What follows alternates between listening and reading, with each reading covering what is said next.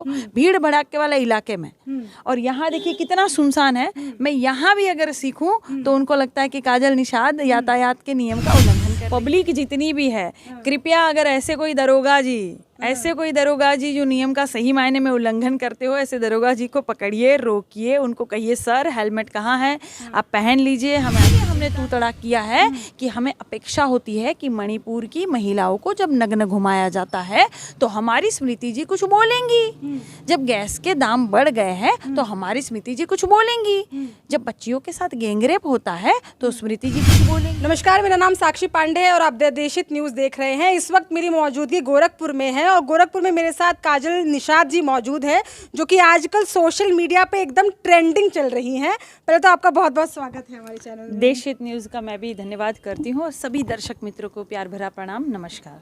लोग कह रहे हैं कि काजल जी का 1000 का चालान क्या कट गया, एकदम बौखलाहट मच गई। दूसरे दिन से लोगों को पकड़ना शुरू कर दिया आपने एकदम। देखिए मामला ये है कि ये मेरी सोसाइटी है। भैया आप वीडियो घुमा के दिखा सकते हैं कि कितनी सुनसान है। देखिए ये सुनसान सोसाइटी है। दोपहर के समय यहाँ इक्का दुक्का ही कोई आता जाता है, नहीं तो ये पूरा सुनसान रहता है। ठीक है, यहाँ पे मैं अपना बुलेट सीख रही थी तो फिर एसपी ट्रैफिक जी को लगा कि मैं यातायात का उल्लंघन कर रही हूँ तो 1000 का चालान काट दिया। अरे हमको पहले पता होता तो 2000 का चालान कटवा लेते। इतने में अगर इतना प्रचार होना था 1000 में, बहुत बहुत जियो लाल, बहुत अच्छे से हमारा प्रचार कर दिया आप, ठीक ना। अब जब मेरे भाई ने मेरी चिंता की है तो अब बहन का भी फर्ज मैं निभाऊंगी। रक्षाबंधन आ रहा है तो मैं भी राखी बांधने का काम करूंगी, ठीक है ना। तो मैं भी उनकी मदद करना चाहती हूँ कि जो दरोगा जी बिना हेलमेट के सही मायने में यातायात नियम का उल्लंघन कर रहे हैं, मैं उनको अपनी ड्यूटी याद दिलाऊं। मैं उनको कहूँ कि भाई नियम कानून जो बनाते हैं वही काहे नियम कानून तोड़ रहे हैं। आपको भी तो अपनी सुरक्षा करनी चाहिए। काहे जान हथेली पे लेकर घूम रहे हैं मेरे भाई, मुझे भी आपकी चिंता है तो आपका भी चालान कटना चाहिए अगर आप हेलमेट नहीं लगाते हो तो, भीड़ भड़ाके वाले इलाके में। और यहाँ देखिए कितना सुनसान है। मैं यहाँ भी अगर सीखूं तो उनको लगता है कि काजल निषाद यातायात के नियम का उल्लंघन कर रही है। लोग कह रहे हैं कि 1000 का चालान क्या काट दिया, उसके बाद से सिपाहियों को पकड़ना शुरू कर दिया। उसके पहले तो कभी इस तरह की चीजें नहीं देखने को मिलती थी। अब लोग बड़ा सवाल भी खड़ा कर रहे हैं, तो उन लोगों को क्या कहना चाहेंगे? बहुत अच्छी बात है, इस तरह से जागरूकता होनी चाहिए हर किसी में। और मैं तो चाहती हूँ कि काजल निषाद के जरिए ही सही पब्लिक जितनी भी है, कृपया अगर ऐसे कोई दरोगा जी जो नियम का सही मायने में उल्लंघन करते हो, ऐसे दरोगा जी को पकड़िए, रोकिए, उनको कहिए सर हेलमेट कहाँ है, आप पहन लीजिए, हमें आपकी चिंता है, आप हमारे रक्षक हैं। तो आप अगर रक्षक हैं और सदैव जनता के सेवा के लिए तत्पर रहते हैं तो सर्वप्रथम आप कानून नियम का उल्लंघन न तोड़े, आप कानून को न तोड़े। सर्वप्रथम आप अपनी ड्यूटी निभाते हुए अपना हेलमेट पहनकर अपनी जान सुरक्षित रखें ताकि आप हमारी रक्षा कर पाए। जितने भी वीडियोज़ और फोटोज़ मिलते हैं कृपया मेरे जो फेसबुक है, मेरे जो यूट्यूब है, वहाँ पे ज़रूर पोस्ट करें। मैं आपकी लड़ाई लड़ूंगी, मैं दिखाने का काम करूंगी। लोग कह रहे हैं कि कभी सांसद पे सवाल उठा देती हैं, कभी कहती हैं कि गांजा पीते हैं, कभी कहते हैं कि नशे में रहती हैं, फिर लोग कहते हैं कि स्मृति ईरानी के लिए तू तड़ाके का इस्तेमाल किया। तो जो लोग इस तरह के सवाल खड़े कर रहे हैं उनको क्या जवाब देंगे? क्योंकि स्मृति ईरानी की जो वीडियो है आपकी बड़ी तेजी से वायरल हुई सोशल मीडिया लोग कौन कहते हैं, कौन लोगों ने तो पसंद किया कि कम से कम आवाज़ उठा रही है, सही कहते हैं। दूसरी बात कि कुछ लोगों को दिक्कत हो सकती है, वो उनकी चाची फूफी लगती होंगी, उनकी शादी में कभी चली गई होंगी साड़ी वाड़ी पहन के तैयार होके, क्योंकि सास भी कभी बहू करने के लिए, ठीक ना। तो भाई ऐसा है कि उनकी चाची फूफी बाद में होंगी, पहले वो एक मंत्री है सत्ताधारी पार्टी में, वह बाल विकास एवं महिला मंत्री है। तो हमें अपेक्षा होती है, बहन आपको अपेक्षा होती है कि जब महिलाओं के खिलाफ कुछ ऐसी चीज़ें, ऐसे मामले सामने आते हैं, जब मासूम बच्चियों के गैंगरेप होते हैं, जब महिलाओं के साथ दुष्कर्म होता है, तो हमें और आपको अपेक्षा होती है कि जो सत्ताधारी पार्टी में महिला नेत्रियां हैं कम से कम वो आवाज़ उठाए, कम से कम वो बोले। तो वो बोलती नहीं है तो हमारी अपेक्षाएं टूटती हैं। तो ऐसे लोगों के साथ शालीनता से बात करके आप क्या करेंगे? कोई उनसे जाके पूछे करे इंतजार कितना, कितनी बार हम आपका इंतजार करें, कितनी बार हम आपको आजीजी करें, कितनी अपेक्षाएं रखें, कितनी बार आपको जी जी करके बुलाए। जब आप समझ ही नहीं रही है तो आप बिल्कुल फिर नॉर्मल है, फिर हम आपको नॉर्मल समझकर बात करें। तो इसीलिए हमने तू तड़ाक किया है कि हमें अपेक्षा होती है कि मणिपुर की महिलाओं को जब नग्न घुमाया जाता है तो हमारी स्मृति जी कुछ बोलेंगी। जब गैस के दाम बढ़ गए हैं तो हमारी स्मृति जी कुछ बोलेंगी। जब बच्चियों के साथ गैंगरेप होता है तो स्मृति जी कुछ बोलेंगी। मंदिर जैसी शुभ जगह पर जहाँ गैंगरेप होते हैं, छोटी मासूम बच्चियों को, आसिफा का कांड हुआ था, मंदिर में हुआ था, हमें लगा कि स्मृति ईरानी जी बोलेगी, लेकिन वह नहीं बोलती हैं। वह सत्ताधारी पार्टी की मलाई चाटने के लिए अगर बनी है तो फिर उनको मान सम्मान देना नहीं बनता है। हर महिला को इसी लहजे में उनसे सवाल पूछना चाहिए कि क्यों बहन अब क्यों नहीं चूड़ियां भेज रही प्रधानमंत्री जी को, क्यों अब साड़ी और अपना घाघरा नहीं पहना रही प्रधानमंत्री जी को, क्यों नहीं, अब क्यों नहीं बोलती हो, तब क्यों बोल रही थी। इसका मतलब कि तुम समझ ली हो कि तेरा गैंगरेप वर्सेस मेरा गैंगरेप, तेरी महिलाएं वर्सेस मेरी बेटियां, तेरा राज्य वर्सेस मेरी राज्य।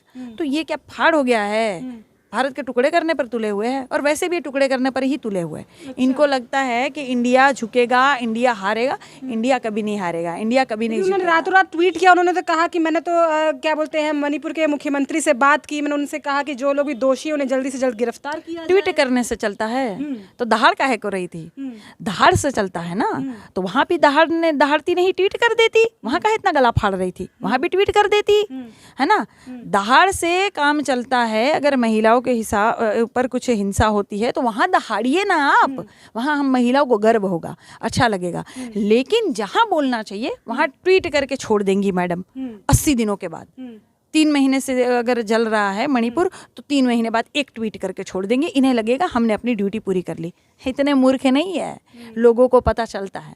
जो मेरा वीडियो है काहे वायरल हुआ, पसंद नहीं करते लोग तो वायरल नहीं होता ना, लेकिन लोगों ने पसंद किया। लोगों को लगा कि हाँ इसी तरह इनको, इसी भाषा में इनको जवाब मिलना चाहिए।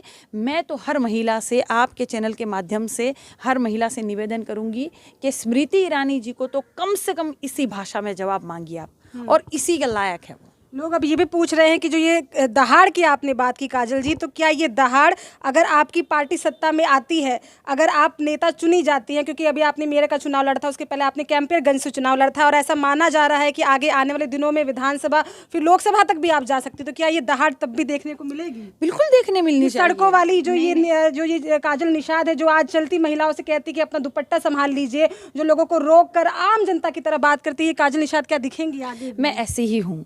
मैं खुली किताब हूँ, मुझे बदलने की ज़रूरत नहीं है। दूसरी बात कि ये आपने सवाल पूछा, बड़ा अच्छा पूछा। होता क्या है कि पहले स्मृति ईरानी दहाड़ती थी, अब नहीं दहाड़ती है। इसका अर्थ होता है कि सत्ता की मलाई चाटने के लिए बने हैं, सुख सुविधा के लिए ही आप मंत्री बने हैं, ठीक है। कोई दलिद्र होता है, उसको तुरंत अगर अच्छा कपड़ा मिल जाए, अच्छा जूता मिल जाए, अच्छा खाना मिल जाए पेट भर के, तो तुरंत पहले टूट पड़ेगा। अच्छा सोफा मिल जाए, सेट मिल जाए, डाइनिंग टेबल, घर मिल जाए, आहा गार्डन मिल जाए, है ना, उस सब देख के एकदम टूट पड़ेगा, उसी में एकदम लोलुप हो जाएगा, ठीक है ना। इस सब कुछ मैं छोड़ के आई हूँ। अच्छा। मैं अभिनेत्री हूँ, मैं छोड़ के आ गई, उस सारा सुख विलास में छोड़ के आ गई। तो मैं जनता के लिए ही बनी हूँ, सदैव जनता की सेवा के लिए। कुर्सी का लालच नहीं है काजल निषाद? नहीं लालच है, नहीं लालच है। मैंने कभी टिकट मांगा ही नहीं है। अच्छा। कभी नहीं, सबको पता है ना। मैंने कैंपियरगंज मांगा था, ना मैंने महापौर मांगा है, ना मैं ये लोकसभा मांग रही हूँ। मैंने कभी कोई टिकट मांगा ही नहीं। मैंने कांग्रेस में था तभी भी मैंने टिकट नहीं मांगा था। वहां पर भी मैं अपना शूटिंग कर रही थी लापतागंज का, वहां हमको फोन आया कि आपको टिकट मिला। हमने कहा कौन सा, जहाज का, ट्रेन का, कौन टिकट जी? हमें मालूम ही नहीं था। तो पहली बात तो मैंने आज तक कभी टिकट मांगा ही नहीं है। वो हमें देते हैं हमारी मेहनत के बलबूते पर, हमारे समाज सेवा के बलबूते पर, या और किसी के बलबूते पर। मैंने कभी टिकट मांगा ही नहीं है। तो मुझे सीट का लालच है ही नहीं। कह तो रही हूँ कि जो स्वर्ग से उतरा है उसको क्या स्वर्ग का रास्ता दिखाओगे? हम वो सारी चीजें छोड़ के आए हैं। तो हम जनता की सेवा के लिए हैं, इनकी आवाज उठाने के लिए है। मेरे जो जितने भी पेज बने हुए हैं या मेरा यूट्यूब है, पीछे भी लिखा रहता है काजल निषाद, एक हिम्मत, एक आवाज, एक पूरा भारत। तो क्या लगता है जनता 2024 में मौका देगी? कुछ बदलाव देखने को मिलेगा? क्योंकि मोदी जी ने जिस तरह से अभी मणिपुर वाले कांड पे 2 मिनट के लिए मोदी जी आए, 2 मिनट के लिए बोले, और लोगों ने कहा कि ये बोलने से अच्छा रहता कि मोदी जी नहीं ही बोलते। हाँ, तो इस तरह की जब चीज़ें सामने आई, मणिपुर की हिंसा सामने आई, जो बृजभूषण शरण सिंह ने महिला पत्रकार के साथ बदतमीजी की, जिसका मैं खुलेआम खंडन करती हूँ, उसके पहले जो महिला जो खिलाड़ी थी उनके साथ हुआ, तो क्या लगता है जनता 2024 में कुछ बदलाव करेगी? बहुत बदलाव करेगी। इनको अच्छे से इनका रास्ता दिखाने का काम करेगी, इनको अच्छे से बिठा देगी। थी। और मोदी जी जो है उनको बड़ा अच्छा लगता है ध्यान में रहना, है ना, अंदर गुफाओं में चले जाते ध्यान करने के लिए। जनता कहेगी अब आप आराम कीजिए, 18 काम करते हैं, बहुत थक गए होंगे, अब हमारा काम है, अब थोड़ा आराम कीजिए। जनता उनको आराम करने देगी, ठीक है ना। और बहुत अच्छे से देश सेवा हो सकती है मैडम। अगर एक आदमी इस्तीफा दे दे तो बहुत अच्छे से देश सेवा हो सकती है, बहुत अच्छे देश एकदम सुखी हो जाएगा, अपना तरक्की करेगा। वो प्रधानमंत्री जी हमारे, हाँ, इस्तीफा दे दे अगर ना, अंदर शांति से बैठ के ध्यान में अमित शाह तो कह रहे हैं कि 300 प्लस पार है इस बार। अमित शाह जी वही ना जो बिल्किस बानो के जितने बलात्कारी तो छोड़ रहे थे, वही ना छोड़ने वाले। बलात्कारियों को जब आप छोड़ेंगे, बलात्कारियों की जब आरती उतारी जाएगी, मिठाई खिलाई जाएगी, नगाड़े ढोल नगाड़े बज के इनके लिए नारे लगाए जाएंगे, तो लोगों की जितनी भी हिम्मत है वो बढ़ेगी कि महिला के ऊपर अत्याचार करिए। अमित शाह जी बैठे हैं ना छोड़ने के लिए, छोड़ देंगे। और मोदी जी जो है लाल किले से भाषण देंगे, महिला सुरक्षा करना चाहिए। इतनी मिली भगत है दोनों भाइयों में कि यहाँ छोटा भाई भाषण देगा, मोटा भाई यहाँ छोड़ता रहेगा, ठीक है ना। तो जब ये होगी ये सारी चीज़ें, जब यौन शोषण वाले जितने भी अपराधी हैं सांसद वो संसद में घूमते रहेंगे और योगी जी मोदी जी एक शब्द नहीं बोलेंगे, तो लोगों की हिम्मत बढ़ेगी कि महिलाओं को नग्न घुमाइए, परेड कराइए, क्योंकि ये सरकार इतनी अच्छी है हमारी कि जितने बलात्कारी है सबको छोड़ देगी, ठीक ना। तो ऐसी सरकार की विदाई होने जा रही है 2024 में। जनता जागरूक हो चुकी है। धन्यवाद टू सोशल मीडिया, धन्यवाद आप जैसे पत्रकारों का, धन्यवाद आप जैसे एंकरों का कि आप जैसे लोग। लेकिन अब लोग कह रहे हैं कि काजल निषाद जी को भी एंकर बना दिया। आजकल बड़ा ट्रेंड चल रहा है कि रूबिका लियाकत, अंजना ओम कश्यप जो नहीं बोल पाती हैं स्मृति के खिलाफ, बड़े बड़े नेताओं के खिलाफ, वो काम अब काजल निषाद जी कर रही हैं। सबको करना चाहिए, काजल निषाद को नहीं, सबको करना चाहिए। हर कोई इसी भाषा में इनसे जवाब मांगे, तब ये इतने नहीं तो कुत्ते की पूंछ टेढ़ी होती है, कितना भी करो सीधा नहीं होता।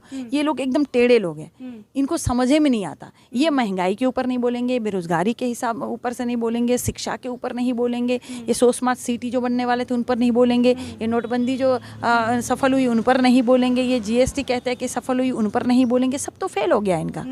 ये सो स्मार्ट सिटी कहाँ बना पाए, ये कहाँ 5 ट्रिलियन की बात करने वाले माफियाओं को मिट्टी में खिलाकर, माफियाओं को लेकिन मिट्टी में मिला दिया कह रहे हैं। अच्छा, माफिया को मिट्टी में मिला दिया।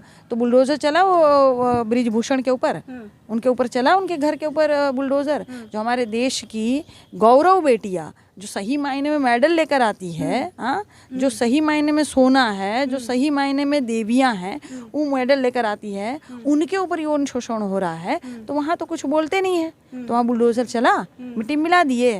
हाँ, अभी की मैं बात कर रही हूँ, अभी कल परसों की एक न्यूज़ है, छोटी बच्ची का गैंगरेप हुआ यहीं CM सिटी में, मिट्टी मिला दिए। तो ये कैसे कहते हैं कि 12 बजे भी रात को बेटियां चली जाए तो सुरक्षित है, ये स्कूटी से चली जाए, गहना पहने चली जाए तो सुरक्षित है। अरे छिनैती डकैती कम है नहीं हो रहा CM सिटी में, खड्डे कम नहीं हो रहे हैं, महिला अत्याचार कम नहीं हो रहा है, बच्चियों के गैंगरेप हो रहे हैं, तो कैसे ये कह देते। इनकी करनी और कथनी मैडम बहुत फर्क है। अच्छा। बहुत अंतर है। आप इनका देखिए, कोई भी ये लोग पोस्ट डालते हैं, 4 जो इनके चाटुकार होते हैं वो जय जयकार करके जय श्री राम लिखेंगे, बाकी सारी कमेंट इनको सवाल पूछती है जनता, उनका जवाब ही नहीं देंगे, ठीक ना। तो जनता को अच्छी तरह से पता है कि बहुत हो गया, कि जैसे नीरो बांसुरी बजा रहा था और पूरा का पूरा जल रहा था उनका राज्य, इसी तरह ये मणिपुर जल रहा है, हरियाणा जल रहा है, नीरो बांसुरी बजा रहा है, नीरो कपड़े पहनने में व्यस्त है, नीरो फोटो खिंचवाने में व्यस्त है, नीरो उद्घाटन करने में व्यस्त है, नीरो विदेश घूमने में व्यस्त है। तो ऐसा नीरो हम लोग को नहीं चाहिए, ऐसा जीरो हम लोग को नहीं चाहिए, ठीक है ना। ये जनता कह रही है 2024 में बहुत अच्छे से विदाई होने वाली है। इंडिया जीता था, जीता है और हमेशा जीतेगा। ठीक है, तो ये हमारे साथ काजल जी मौजूद थी, बहुत बहुत धन्यवाद हमसे बात करने के लिए। अक्सर मुखर रहती हैं, खुलकर बोलती हैं, और अब कई बड़े चैनल वाले तो ये बात कह रहे हैं कि जो उस पे एंकर बिठाए गए हैं उनको हटाकर इनको ही ला दिया जाएगा। पर कंधों पे बड़ी जिम्मेदारियां हैं, नेतागिरी करे कि एंकरिंग करे, हम जैसे एंकरों को भी मौका दे देना चाहिए, और ये नेतागिरी में ही सूट करती हैं कहीं ना कहीं। और आप लोगों को कैसी लगी ये वीडियो कमेंट करके बताइएगा, इस वीडियो को शेयर करिएगा, लाइक करिएगा, और ऐसे देखते रहिए द देश हित न्यूज़। बहुत बहुत धन्यवाद।